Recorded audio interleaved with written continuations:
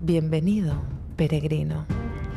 Peregrinos es el programa que te invita a recorrer con nosotros el Camino de Santiago y estaremos allí donde tú estés, dando voz a tu valentía. Te contaremos la historia de los lugares por donde pasa, sus leyendas escondidas, toda la información de actualidad y las mejores historias de superación que quedaron impresas en las huellas del camino.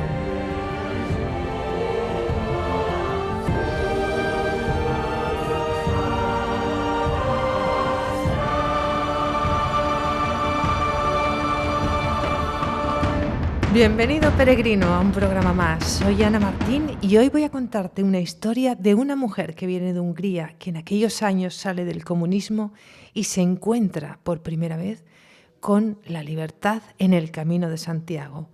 Pero antes tengo que contaros un proyecto solidario al que os voy a pedir que, si podéis, os unáis a él. Y hoy vamos a hablar de amor, pero no amor como ese tema pastel, rosa, que uno dice, bueno, esto no va a ser emocionante. Vamos a hablar de amor como ese motor que mueve el mundo. Érase una vez una brasileña y un catalán que se conocen en el camino francés y deciden hacer juntos el Camino de Santiago primitivo y se enamoran. Ciertamente, pero se enamoran también de un lugar por donde pasa el camino primitivo.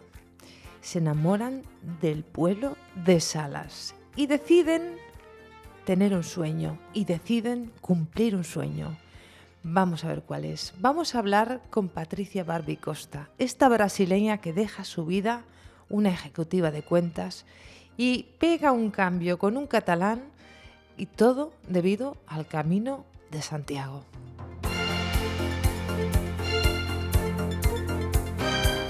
Muy buenas tardes, Patricia. Buenas tardes, Ana. ¿Cómo está? ¿Está todo bien? Sí, está todo bien. Muy bien. Un abrazo fuerte a Xavi, que sabemos que acaba de tener un pequeño accidente, que esperamos que se mejore pronto. Muito obrigada, gracias. Obrigada.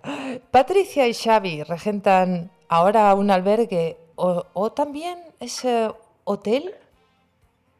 Sí, tenemos un hotel 3 estrellas, un albergue de clase superior y un bar-restaurante, todo en la misma finca. Albergue, hotel y restaurante de clase superior, que se llama Casa Sueño. Supongo que sería el sueño que teníais. Sí, el sueño hecho realidad, digamos así. El sueño hecho realidad. ¿Y cómo fue ese giro de vida? Porque no es fácil. Uno deja su país, deja su vida, deja su profesión y lo cambia todo. ¿Cómo ha ocurrido esto?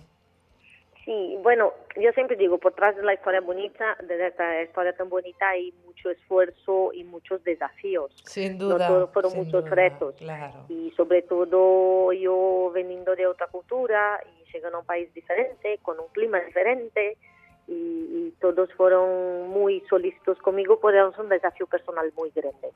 Y a Xavi sí, que ya era de aquí, pero bueno, también catalán. Pero ahora estamos en Asturias, en el Camino Primitivo en Asturias, también ha sido un desafío. Pero creo que, bueno, lo logremos. Ajá. Y aparte buena es que, bueno, encontremos un rincón para llamar de nuestro, ¿no? Aquí buscábamos nuestro sitio en el mundo. Ajá. Y dentro de los retos y tal, salimos un poco de la zona de confort y encontremos nuestro rincón en el mundo. Buscaban su lugar en el mundo, salieron de la zona de confort que requiere de valentía a toneladas. ¿Y cuáles fueron esos retos, Patricia? Mira, yo creo que sobre todo la adaptación cultural es muy importante. Y luego los primeros años de matrimonio, eso se juntó todo a la vez. Entonces yo salí de mi país y allí, como tú ya habías presentado, yo tendría una vida diferente, era abogada, era una ejecutiva de empresas, y llegando aquí lo dejé todo para de un día a noche tornarme hospitalera, ¿no? En el camino, entonces recibir a la gente. Espera, por favor, aguarda un momento que refresco esta frase de ejecutiva de grandes cuentas en Brasil, en un bufete, a hospitalera en el Camino de Santiago en Asturias, en el Camino Primitivo. Es como Sí, una gran sí, historia que contar. Y sí, en sí. esta adaptación cultural que comentas, ¿qué es lo que más te costó de los asturianos, entiendo? Sí, mira, yo antes de llegarnos a Asturias estuvimos en el Camino Francés, ¿vale? En León. Ujú. Y de allí partimos después de Asturias. Entonces, en un primer momento, eh, Asturias me ha traído, digamos, ya comparando con León, más calidez, me sentí muy en casa, además de que hay mucha naturaleza, que estoy acostumbrada, a Brasil también. Entonces, el confort así muy casero de Asturias, los pueblos pequeños, la vida así tranquila, me gustó mucho en Asturias. Ujú. Fue mi segundo enamoramiento, el primero de Xavi y el segundo con Salas.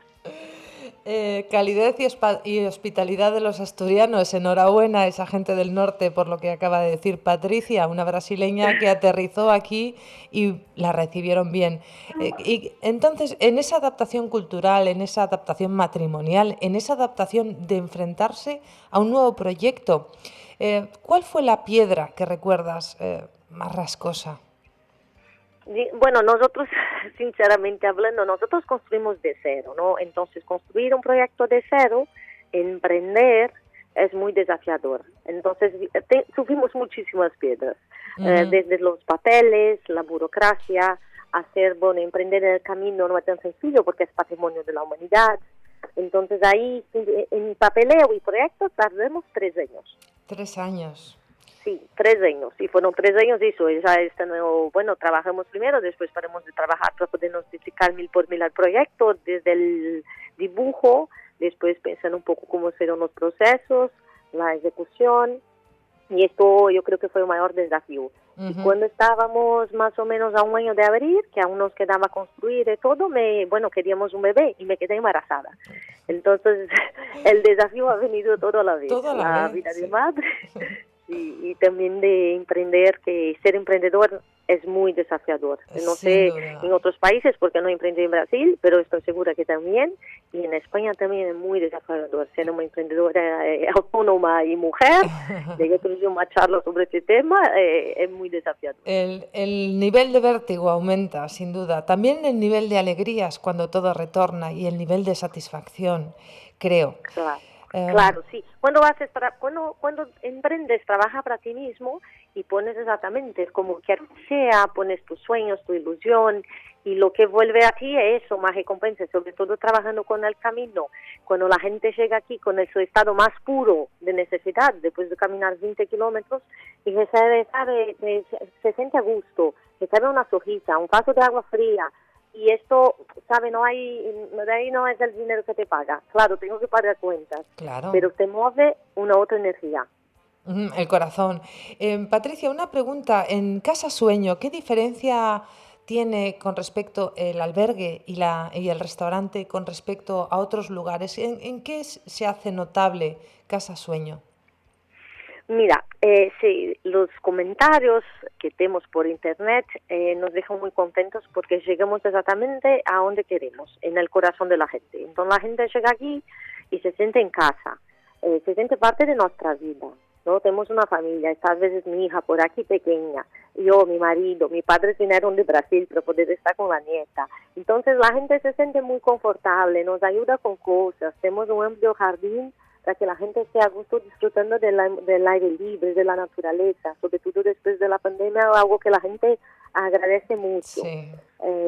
Tenemos una cocina diferente, ofrecemos cosas de Brasil, ofrecemos una cocina internacional, entonces aunque estamos en Asturias y tenemos platos asturianos, intentamos dar un pedacito de otras cosas, de otros sitios del mundo para aunque llega.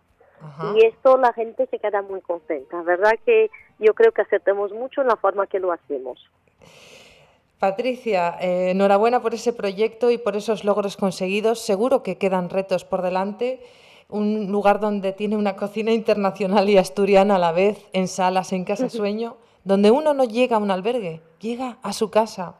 Te damos la enhorabuena y te deseamos buen camino, amiga.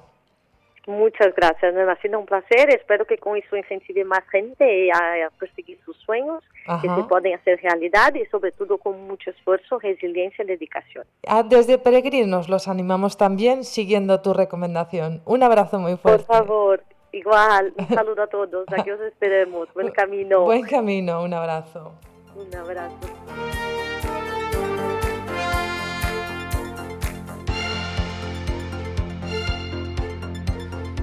Vámonos otra vez al camino primitivo, porque vamos a hablar con una persona, el presidente de la Asociación de Empresarios del Camino Primitivo. Se llama Manuel.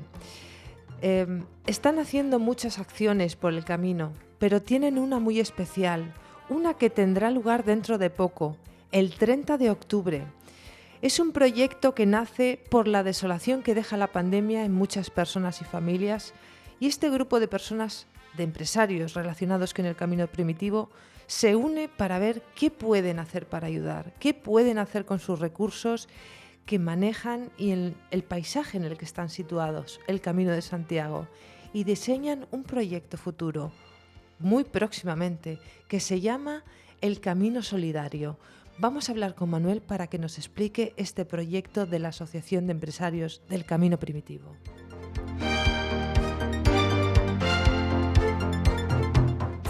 Muy buenas tardes, don Manuel. Buenas tardes.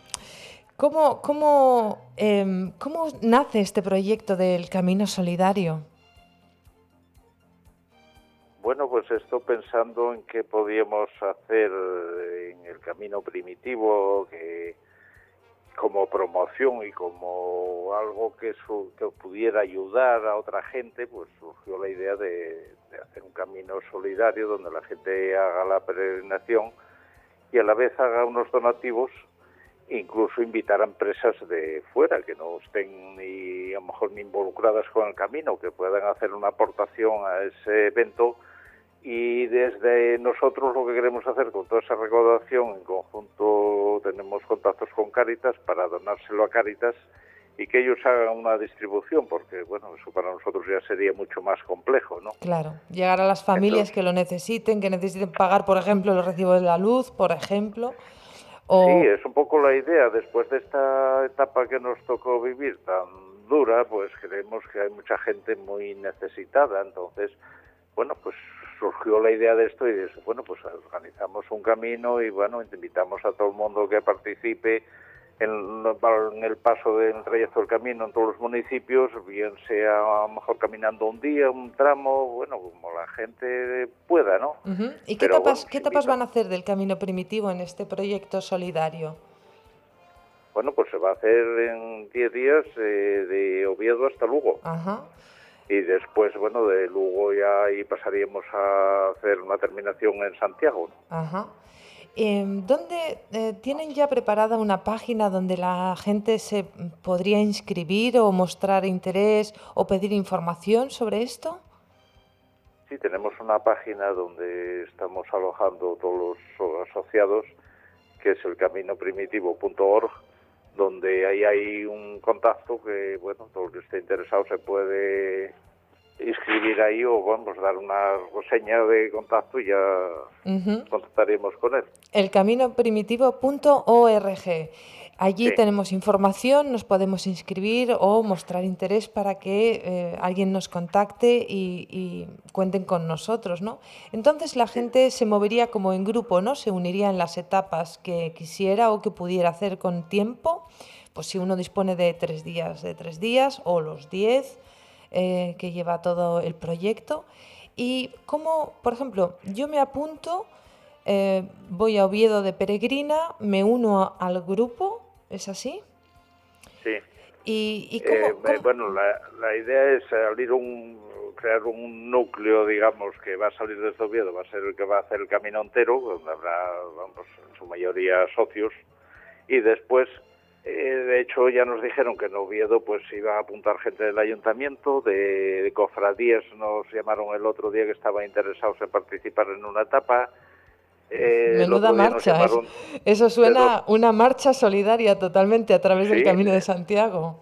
de 2 colegios nos llamaron el otro día, incluso del Occidente, que estaban interesados en llevar un grupo de niños para hacer una etapa y colaborar. O sea, vemos que se está moviendo la gente, Que hay que se interés. está interesando, ¿no? Entonces eso, la gente haría un día, una etapa, a lo mejor cuando lleguen a su municipio, bueno, como quieran un poco, ¿no? Ajá. Dentro de sus posibilidades. Exactamente. ¿Y cómo podríamos colaborar? ¿Cómo es esa donación, esas herramientas que han puesto a disposición para donar ayuda en este proyecto solidario?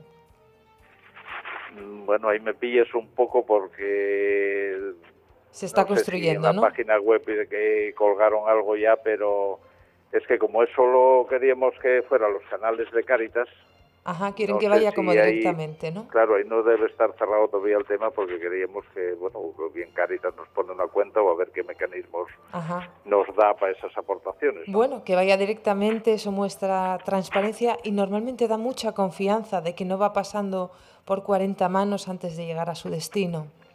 Sí, sí, por supuesto, es que es el fin, o sea, que vaya a un destino correcto. Ajá. ¿Qué ventajas tiene la Asociación de Empresarios del Camino Primitivo en esta página, elcaminoprimitivo.org, para los peregrinos? ¿Qué tipo de información pueden encontrar allí, además del proyecto del Camino Solidario? Bueno, buscamos que encuentren todo tipo de servicios. Al hacer la página, bueno, ahora diseñamos un código QR que queremos ir poniendo en los establecimientos y, bueno, en el camino donde lo puedan descargar y ahí ya ven todos los establecimientos asociados y todos los servicios que hay. Ujú, que informa Entonces, de sí, que no hostelería. tengan que andar preguntando dónde encuentro una farmacia, dónde encuentro un taxi, o sea, que ahí ya lo van a encontrar directo en cada municipio que van pasando. Pues Ajá. van encontrando todos los servicios, ¿no? Ajá, información logística y de servicios para todo aquel que recorra el camino primitivo. Pues Eso muchísimas intentamos, gracias. que tengan todas sus necesidades cubiertas. Cubiertas. Muchísimas gracias, don Manuel, por esta información tan valiosa y le seguiremos en este proyecto del Camino Solidario para ver cómo le podemos ayudar si es que no nos plantamos allí con los micros. Pues muy bien, invitados estáis. Estupendo. Un abrazo muy grande. Muchas gracias. Venga, muchas gracias a vosotros. Espacio patrocinado por Caja Rural de Asturias. Vámonos a un lugar único del Camino de Santiago. Es el único tramo, la única parte del camino que no está en la península. La tenemos en Gran Canaria. Nuestros amigos de Canarias, mandamos un saludo muy especial a los isleños. Vamos a hablar con Marcos Antonio Dumpierrez. Él es el secretario de la Asociación de Amigos del Camino de Santiago de Las Palmas.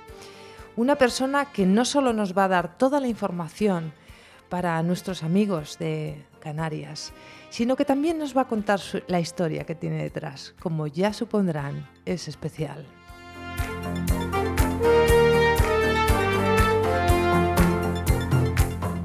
Muy buenas tardes, don Marcos.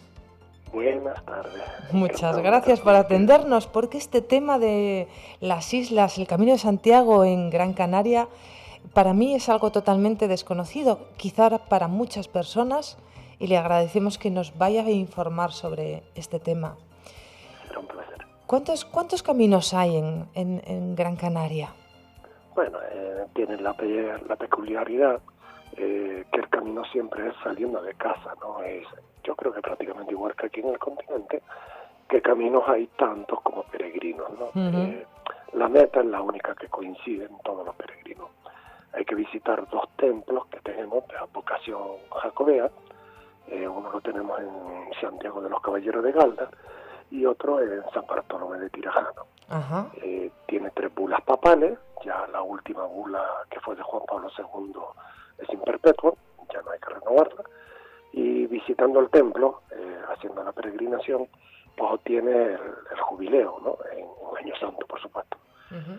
Y obtiene el mismo beneplácito que si visitara el sepulcro de Santiago Apóstol en Santiago de Compostela. Ajá. ¿Me recuerda, por favor, me repite el nombre de los templos? Sí, Santiago de los Caballeros de Galdar, que es donde llegó la primera imagen de Santiago por los militares españoles en el momento de la conquista. Uh-huh. Y luego tenemos en San Bartolomé de Tirajana, en el pueblo de Tunte, que este sería Santiago el Chico, que tiene una historia muy bonita de la leyenda viene a contarte que unos marineros gallegos llevaban esta pequeña imagen en su barco y se vieron en una tormenta. Pidieron a Santiago que si lo salvaba de esa tormenta, pues harían una pequeña ermita y donde depositaban la pequeña figura de Santiago, un Santiago Matamoros pequeño, ecuestre. Bueno, pues al día siguiente calmó la tormenta y se vieron en las costas de la zona sur de la isla. Cumplieron con lo prometido, hicieron una ermita y subieron esta pequeña imagen, la depositaron allí. Y ahí nace la leyenda de Santiago el Chico, ¿no? Ujú. A partir de ahí, pues todo el pueblo canario pues empezó a acudir en peregrinación a esa ermita, pues para pedir, ¿no? para agradecer, lo típico, ¿no? Dentro del contexto religión. Sí. Y bueno, nace la leyenda y nace la peregrinación. Luego ya las bulas papales, llegó un momento de que eran tantos los peregrinos que acudían a los dos templos, el obispado de Canarias pues ya solicitó a Roma que se le concedieran las bulas y se les otorgaron. Y la peculiaridad es que es el único camino de Santiago que está fuera del continente. Ujú, correcto. Tiene usted una peculiaridad a la hora de ser peregrino. Creo que solo hace el camino en invierno. ¿Por qué? ¿Por Sí. qué ocurre eso? Es algo muy especial. Que va, Bueno, de sí. hecho, al contrario que todo el mundo, ¿no? Que aprovecha el buen tiempo. Sí, siempre queremos lo que no tenemos, ¿no? A mí me encanta el frío y demás. El camino en la isla es bastante duro, ¿no? La aerografía que tenemos en la isla, de hecho, nace en una cota cero, a la orilla del mar, y llega a subir pues a los 1.200, 1.300 metros de altitud. Es bastante duro, ¿no? Es corta, pero son muy duras las etapas que tienen. Entonces, una vez complementadas mis peregrinaciones en la isla, pues quería un poquitito más, ¿no? La isla se te acaba, ¿no? Ajá, sí. Y se te acaba relativamente Porque pronto, ¿cuántos ¿no? días de camino son en la isla? En las islas son 3 días. 3 Ajá. días la etapa te cruza totalmente la isla, del norte de la isla, de la costa, sube al centro de la isla y baja al norte de la costa de la isla. Cruza totalmente toda la aerografía, te cambia la flora, la fauna. Vamos, es una forma preciosa también de visitar la isla, ¿no? Sin duda. Y bueno, como te decía, se me hacía chico y bueno, por promesas, como siempre, como la mayoría de los peregrinos, ¿no? Pues Sí. decidí visitar el sepulcro de Santiago Apóstol. Me llegaron noticias de esos caminos, ya yo había entrado ya en la Asociación de Canarias, me empecé a informar bien y demás, y me nació la necesidad de hacerlo. Hice mi primer camino y quedé enganchado, quedé prendido. Se me metió en la pena, ¿no? Como solemos decir. ¿Usted recorrió la isla y entonces enganchó con la Vía de la Plata o subió al norte a No, hacer, me crucé a Francia. a hacer Empecé en francés, Santiago. ¿no? Sí, quería... Normalmente me he impuesto a mí mismo un mínimo de 1.000 kilómetros, ¿no? A partir de esa vez. Porque menos de 1.000 kilómetros para un isleño venir a la península para una semana nada más, pues aparte de que económicamente se te hace más caro, cuando empiezas a disfrutar del camino, regresar a la isla, se te complica, no tiene sentido, ¿no? Ujú. Entonces, bueno, siempre he intentado que supere los 800, los 900, los 1.000 kilómetros. Caramba. Un mes y medio de camino, ¿no? Una pregunta delicada, don Marcos. Esas Sí. promesas relacionadas con el camino para arrancar hace tanto tiempo, ¿se cumplieron? Pues sí, de hecho, mi primer camino fue pidiendo. Los demás han sido casi agradeciendo, ¿no? Ajá. Muy buen punto ese. Sí, creo que sí. ¿Qué recomendación le daría en general a los isleños, a los peregrinos de Gran Canarias, como 2 o 3 recomendaciones generales para que queden en el programa para toda aquella persona, nuestros amigos de Gran Canaria que nos están escuchando, que quede un poco constancia luego para cuando se viraliza en redes la información, esos consejos que usted siempre da de base para que los tengan en la mano? Sí, bueno, normalmente tanto yo como mis compañeros solemos siempre prácticamente aconsejar desde el principio lo mismo, ¿no? La experiencia nos ha enseñado de que muchísimas personas, no solo en Canarias, a nivel general, ¿no?, siempre cuando hablas con ellos te dicen, ay, yo una vez en mi vida estuve pensando hacer el camino, pero bueno, es que, entonces recomendamos lo mismo, ¿no? Dar el primer paso, que el camino no, es fácil, es sencillo. De la intención ganas. a la acción. Correcto, el primer paso. Ahí es donde intervenimos nosotros, ustedes y todos aquellos que tenemos en nuestra vida ya el camino metido, ¿no? Ayudar a quitar los miedos, esos primeros miedos, porque claro, mucho, desde Canarias, ahora ya sí me voy directamente a Canarias, la gente dice, sí, lo quiero hacer, pero oye, ¿y cómo empiezo? ¿Dónde empiezo? ¿Cómo me traslado? ¿Cómo funcionan los albergues? Claro, acá en Península te subes en un tren y te vas de un sitio al otro y ya podrías empezar el camino, ¿no? Allá en la isla, pues, te tienes que hacer un poquitito el tema logístico.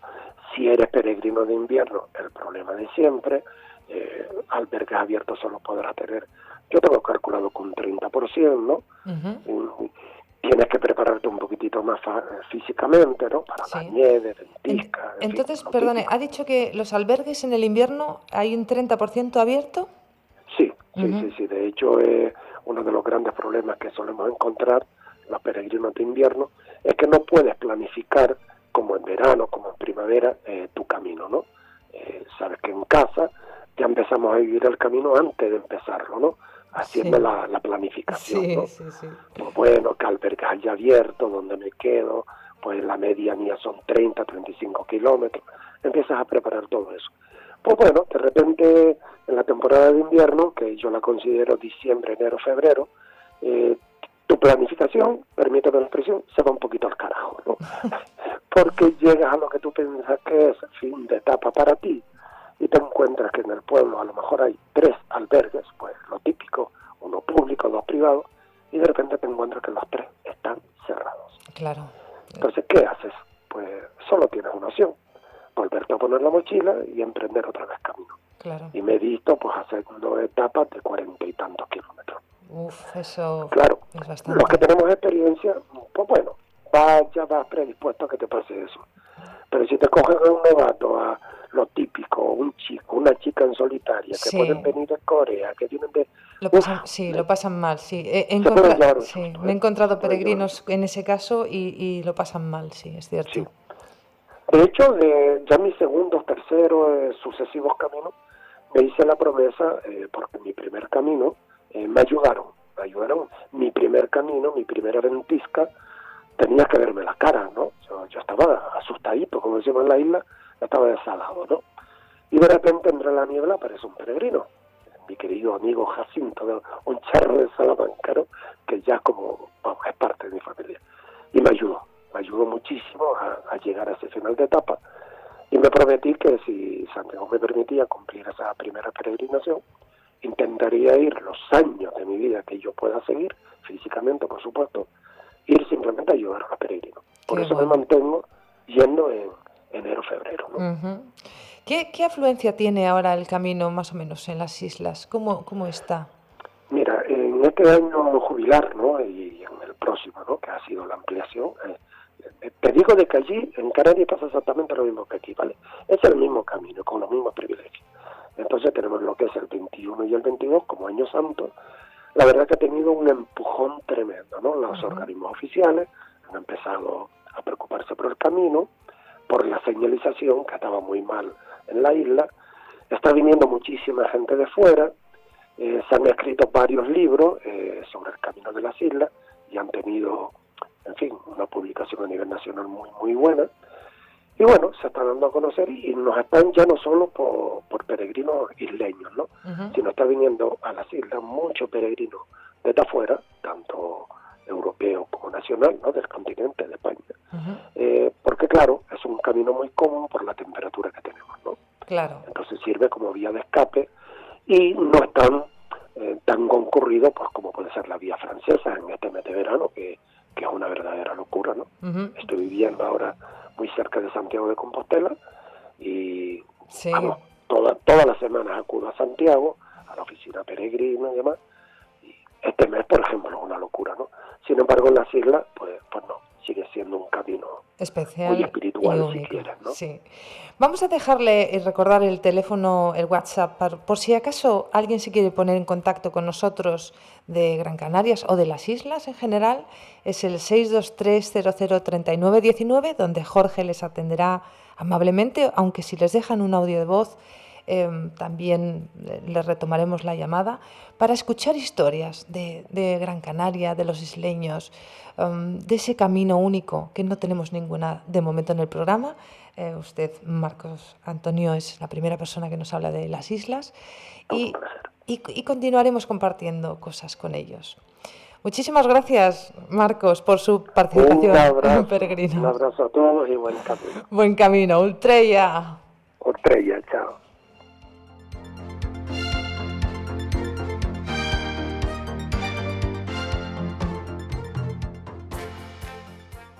Estás escuchando Peregrinos en Radio Intereconomía. Damos paso a la magia del camino.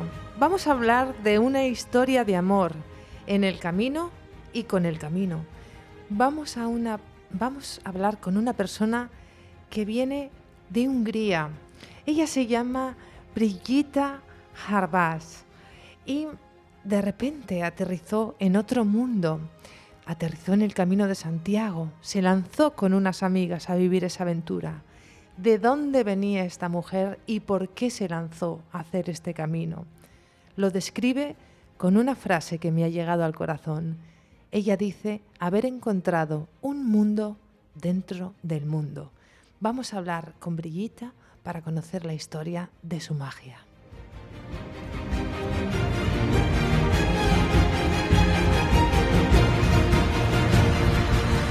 Muy buenas tardes, Brigitta. Hola, buenas tardes. Húngara de nacimiento y ahora española también, Sí. viviendo con nosotros, ¿no? Sí. En Lugo me parece que vives. Sí, ahora mismo sí, en Lugo. Ajá.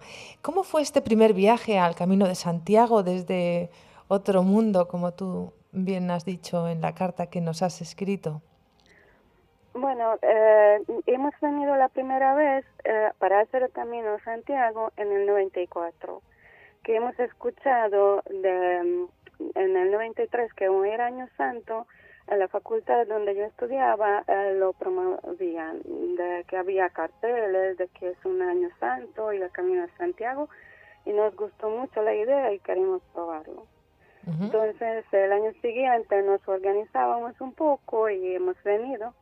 Y la verdad que éramos muy jóvenes en aquel momento y también, como te he dicho, que veníamos de un país comunista donde acabó de caer el comunismo, que era todo muy nuevo, que nosotros salíamos como de una jaula, ¿no? De ver el mundo, que queríamos ver el mundo, conocer el mundo y bueno, y a España también. Uh-huh. Y nos gustó mucho la idea de poder hacerlo a través del Camino de Santiago. Ajá. Y dices que ese viaje te marcó. ¿Cómo te marcó? Bueno, sí que me marcó. Yo creo que a muchísima gente le pasa que el camino engancha de alguna manera. Pero bueno, nosotros, nuestras experiencias era de verdad que venir y sí que encontrar el mundo entero en el Camino de Santiago. Encontrarse con el mundo. Porque salíamos de un país que estaba cerrado, que no se podía salir, que no teníamos pasaportes y de repente pues encontrábamos el mundo entero. Porque la verdad que aquí en el camino nos hemos encontrado de gente de cualquier país del mundo, desde holandeses, franceses, italianos, brasileños incluso, y españoles naturalmente, y había un ambiente multinacional, internacional. Hablaba todo el mundo de todos los idiomas, pero aún así nos entendíamos, ¿no? Uh-huh. Una persona que dice que sale como de una jaula, sin pasaporte, sin poder moverse, sin libertad. Parece, cuando nos lo cuentan a las generaciones que hemos nacido y vivido en democracia, parece como de otra galaxia, de la prehistoria, que ha pertenecido a la historia, pero muy lejana, no tan cercana. Y vivirlo un poco de tu experiencia y aterrizar en el Camino de Santiago debió ser algo impactante, ¿no? Sí que era impactante, era como un choque cultural. Sí, no solo España, sino de verdad eso, que nos hemos encontrado con el mundo entero, porque al camino vienen de todos los sitios. Ujú. Y Y luego te casaste con el camino, me parece, ¿no? Algo así. sí, bueno, eso pasó un poco más tarde ya, Ajá. porque sí que me gustó muchísimo el camino, queríamos volver. Y en el 96 yo he venido a España ya para trabajar como au pair en un principio. Y en el 97 hice otra vez el camino y es cuando encontré con mi pareja que él tenía un albergue en aquel momento, que la conocí así. Ujú. Te quedaste a dormir en el albergue y ya te quedaste a Sí, dormir. bueno, no Para exactamente, él siempre, tenía ¿no? que volver, sí, tenía que volver, pero sí, sí. Y luego Él, tienes niños, te asientas en Lugo y administras una página de Facebook sobre el Camino de Santiago porque como no lo puedes recorrer todo lo que quieres, ¿lo haces virtualmente o cómo es ese tema? sí, bueno, la verdad que ya te digo que el camino ya en el primer momento me marcó mucho porque bueno, te lo he dicho, ¿no? Que ese ambiente de compañerismo, de amistad, de tolerancia, de querer ayudar a los demás, porque es lo que encontraba, ¿no? Que todo Ujú. el mundo estaba abierta hacia el otro, si tenías problemas pues intentaban ayudarte, estaban allí y entonces me marcó en el sentido de que yo también quiero ser así, ¿no? Ujú, qué bueno. De, Quiero ser una de, peregrina más, aunque ni sí, siquiera esté sí, recorriendo el camino. Y cuéntanos, sí. ¿cuál es tu página de Facebook para que podamos conectar con ella? Bueno, tengo una página que se llama Camino de Santiago. Ajá. Yo lo llevo haciendo desde el principio, o sea, desde el 2010, así. Generalmente comparto cosas de los demás peregrinos y videos, fotos o experiencias, o hago un artículo que sale sobre el camino. Ajá. Y si alguien quiere preguntar un consejo o algo, pues suelo hablar con gente que quiera hacer la primera vez el camino, que pregunta. Le También asesoras, hay ¿no? muchos grupos donde estoy y ahí es lo mismo. Ujú. Brigita, muchísimas gracias por compartir tu experiencia de ese cambio de la oscuridad al paisaje de colores del Camino de Santiago, que generó un cambio de vida con valor que tuvo que tener detrás, que ahora generó tu actual vida con tu marido, tus hijos. Y creo que también fuiste hospitalera o eres hospitalera. No, fui porque, Fuiste. bueno, que cuando conocí a mi marido, pues él tenía un albergue. Em, entonces me quedé con él y llevamos al albergue hasta el 2000. Ajá. Lo hemos dejado porque tuvimos hijos y entonces era mucho más Mucho complicado. lío, claro. Muchísimas Y gracias. eso. Termina. Nada, eso, que sí, eso. Muchas gracias por compartir tu experiencia, Brillita, que espero que dé valor a quien lo necesite para salir de la grisura en la que se pueda encontrar. Y te deseamos buen camino, Ultrella, amiga. Vale, muchas gracias, Un abrazo. Estrella.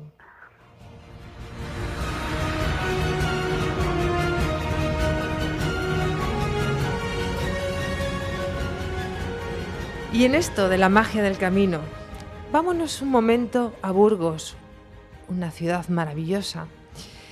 Vamos a hablar con un hombre que se llama Antonio Arribas, un hombre que nace en el camino francés, un hombre que dice que le han pasado dos cosas maravillosas en la vida, conocer a su mujer y conocer el camino. Escribió un libro sobre aspectos curiosos del Camino de Santiago. Es un peregrino de los años 80. Pero ¿qué pasa con él? Tiene una historia de grandeza. En los años 90, cuando aún el camino no estaba de moda, conoció a una persona que se llamaba Sergio, que quería ser hospitalero, pero estaba en silla de ruedas. ¿Y qué pasó? Vamos a preguntarle a Antonio Arribas.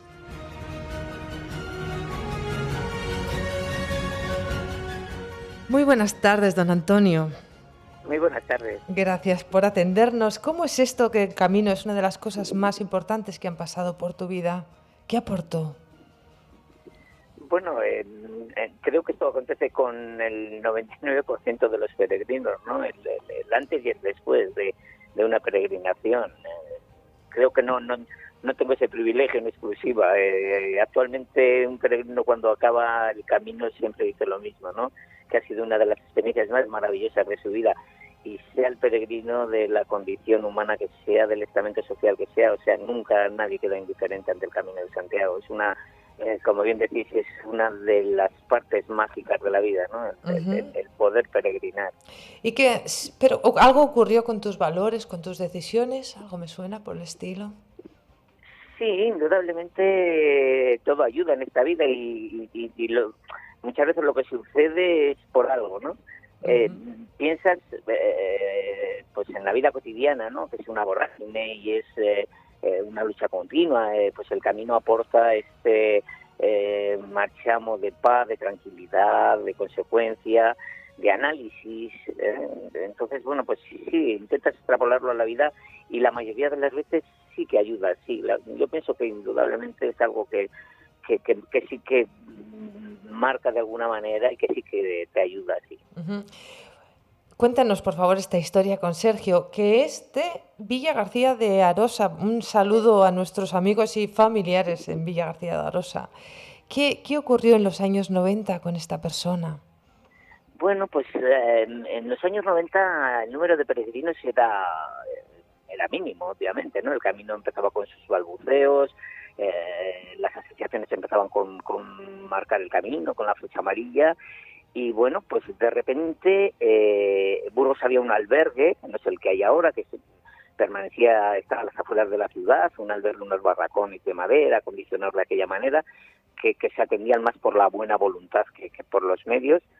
Y pues aconteció que un día me llamaron para decirme que había llegado un peregrino en silla de ruedas. Entonces, claro, no me lo podía creer.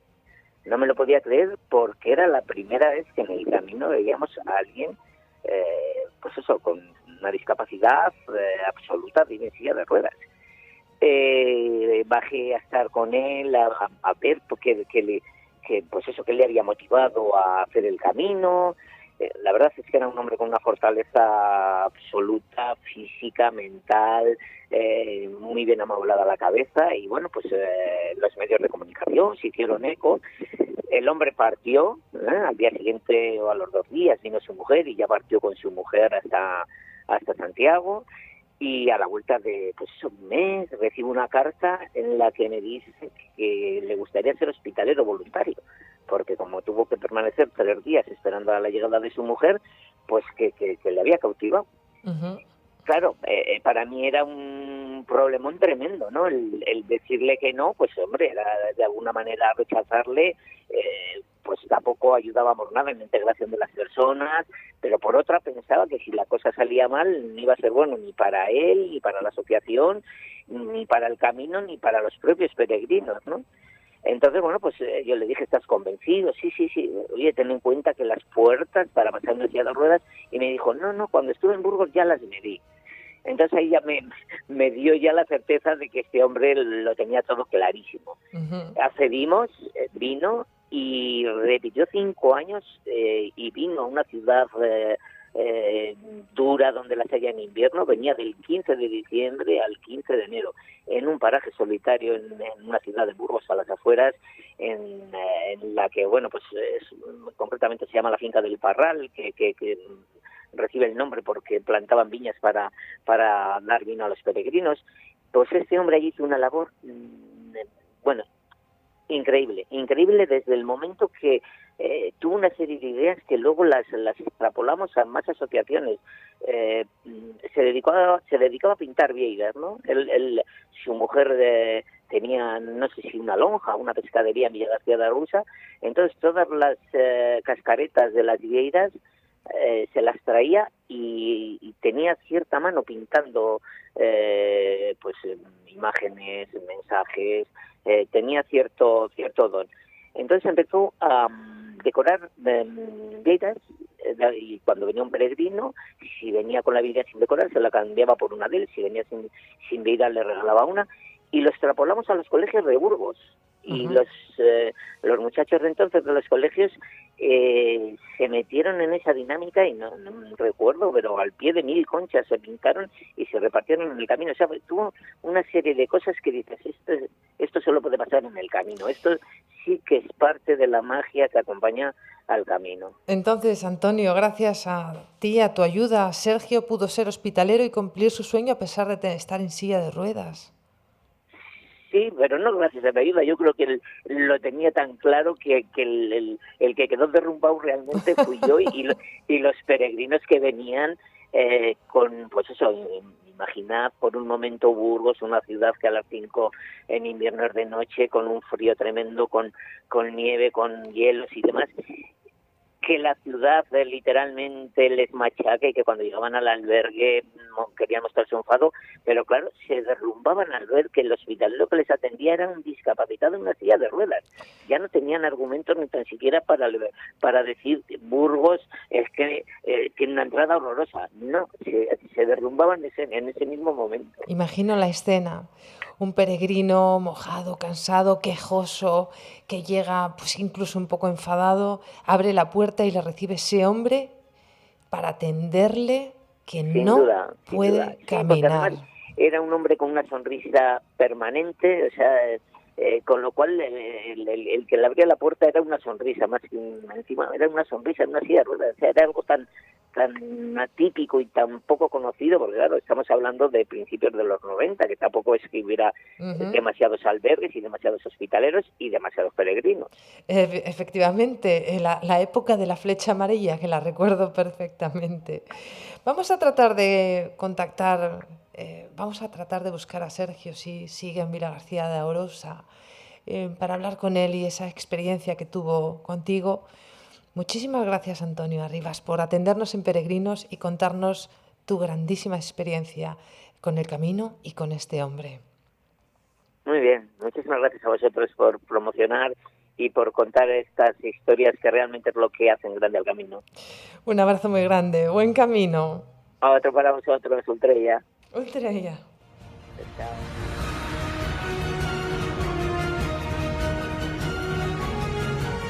Estás escuchando Peregrinos en Radio Intereconomía. Y hasta aquí, amigos peregrinos, amigos del programa.